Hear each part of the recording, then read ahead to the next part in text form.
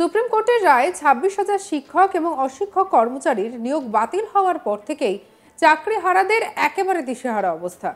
এই পরিস্থিতিতে তারা কি করবেন ঠিক করে উঠতে পারছেন না। ঝড় বৃষ্টি উপেক্ষা করে এসএসসি দপ্তরের কাছে লাগাতার অবস্থান চালাচ্ছেন চাকরিহারা শিক্ষক, শিক্ষিকা এবং শিক্ষাকর্মীরা। শুক্রবার এসএসসি ভবনের সামনে চাকরিহারাদের বিক্ষোভের মুখে পড়তে দেখা গেল অভিজিৎ গঙ্গোপাধ্যায়কে। তারপরেই উঠল গো ব্যাক স্লোগান। পরিস্থিতি বেগতিক দেখে সেখান থেকে বেরিয়ে আসেন প্রাক্তন বিচারপতি। দেখাবো সেই ভিডিও।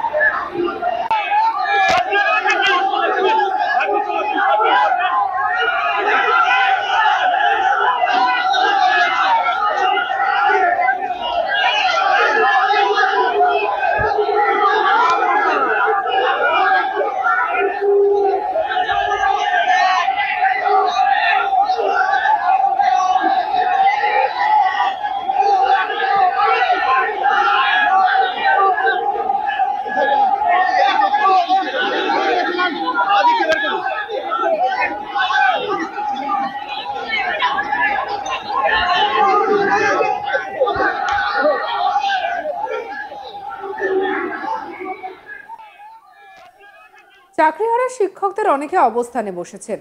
তাদের পাশে দাঁড়ানোর জন্য সেখানে শুক্রবার পৌঁছন বিজেপি সাংসদ এবং কলকাতা হাইকোর্টের প্রাক্তন বিচারপতি অভিজিৎ গঙ্গোপাধ্যায়। চাকরিহারারা একটি সাউন্ড সিস্টেম নিয়ে এসেছিলেন।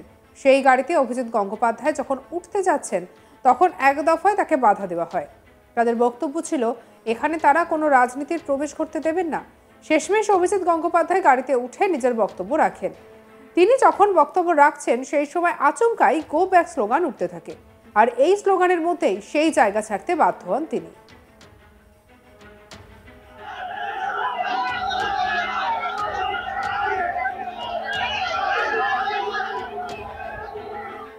এ প্রসঙ্গে অবশ্য অভিজিৎ গাঙ্গুলি বলেন, গো ব্যাক স্লোগান দিয়েছে আমি শুনিনি, এটা আপনারা বলছেন। আপনারা যখন বলছেন আমি মেনে নিচ্ছি কেউ না কেউ গো ব্যাক স্লোগান দিয়েছেন।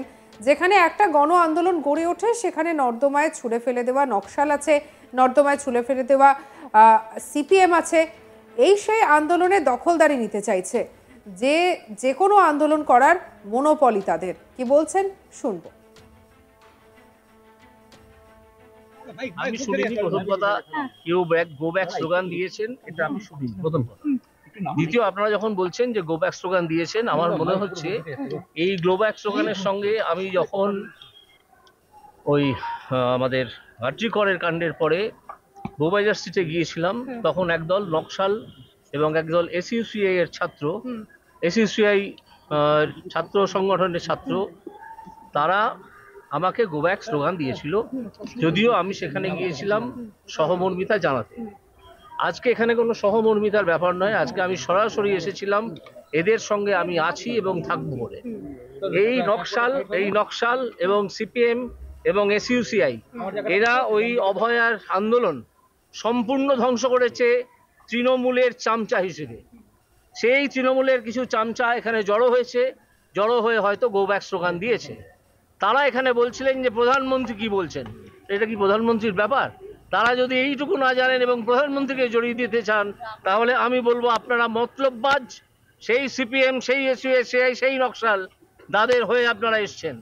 আপনারা জেনে রাখুন, অভিজিৎ গঙ্গোপাধ্যায় ব্যক্তি হিসেবে এখানে থাকবে এবং এদের এখানে প্রতিটা পদক্ষেপের সঙ্গে যতটুকু সাহায্য করা যায় এই প্রকৃত চাকরিহারাদের, আপনাদের মতো চামচাদের নয়, প্রকৃত চাকরিহারাদের তাদের সঙ্গে থাকবে।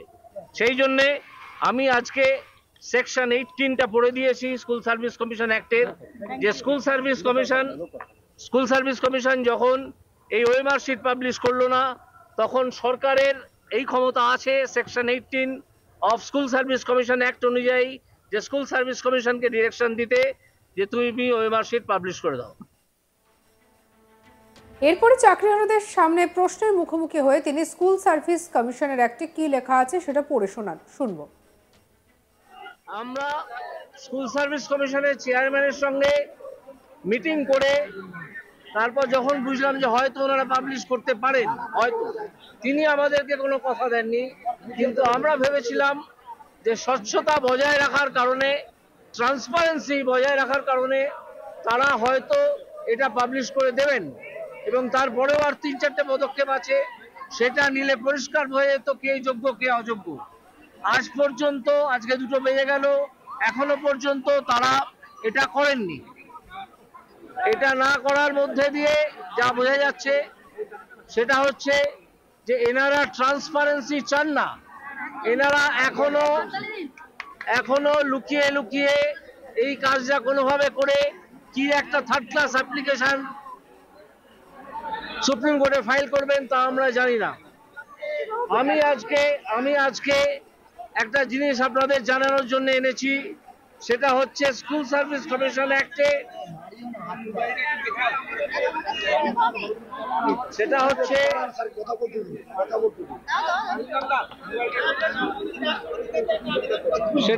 স্কুল সার্ভিস কমিশন অ্যাক্টে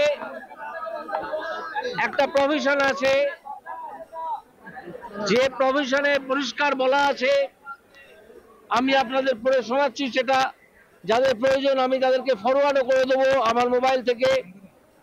সেখানে পরিষ্কার বলা আছে, সেকশন 18 নম্বর ধারায় বলা আছে যে in the discharge of its functions the commission shall be guided by such directions as may be given to it by the state government from time to time in conformity with the provisions of this act.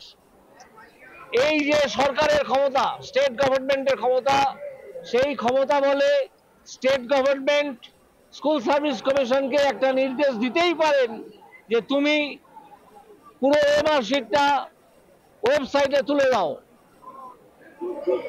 এটা তারা জানেন, সরকারি যারা officer আছেন, শিক্ষামন্ত্রী জানেন, মুখ্যমন্ত্রীও জানেন, তাদের জানার কথা। এটা আজকের আইন নয়, 1997 সালের আইন। সেখান থেকে আমি পড়লাম, আজকে 28 বছর হয়ে গেছে এই আইনটা আছে, এই ধারাটা আছে। এই ধারা অনুযায়ী মমতা ব্যানার্জি কোনো চেষ্টাই করলেন না এখনো পর্যন্ত যে পুরো ওএমআর শিট, যার কপি সিবিআই এর দেওয়া কপি ওনাদের কাছে আছে, সেটা যাতে পাবলিশ হয়। সঙ্গে রাখুন আজ তাক বাংলার ইউটিউব চ্যানেলকে। অন্যান্য খবরের জন্য লাইক করুন, শেয়ার করুন, সাবস্ক্রাইব করতে ভুলবেন না।